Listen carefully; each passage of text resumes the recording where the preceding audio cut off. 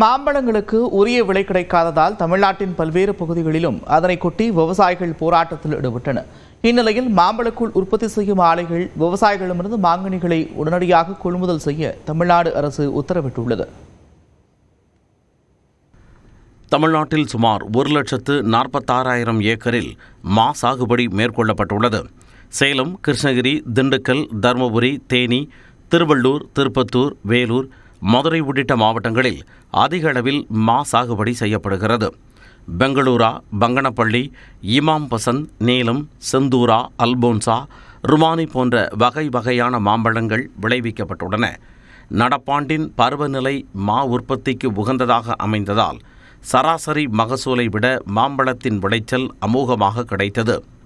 இருப்பினும் போதிய விலை கிடைக்காததால் கிருஷ்ணகிரி, தருமபுரி, விருதுநகர் உள்ளிட்ட மாவட்டங்களில் சாலையோரம் மாம்பழங்களை கொட்டி விவசாயிகள் தங்களது ஆதங்கத்தை வெளிப்படுத்தினர்.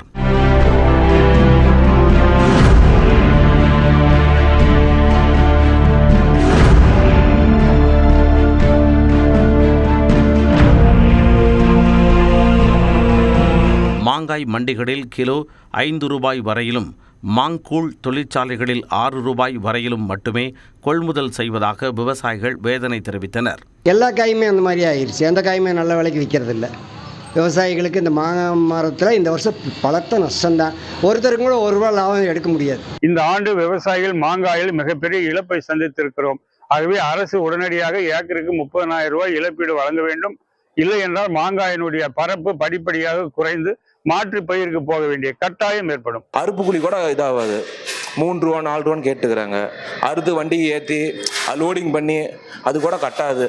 அதனால் அப்படியே இருக்குது. 10 டன் 15 டன் இருக்கும். மாம்பழ விவசாயிகளின் வாழ்வாதாரம் ஆட்டங்கண்டு கேள்விக்குறியாகி வருவதாகவும், விளைச்சலுக்காக செய்த செலவு பணம் கூட கிடைப்பதில்லை எனவும் கவலை தெரிவித்தனர்.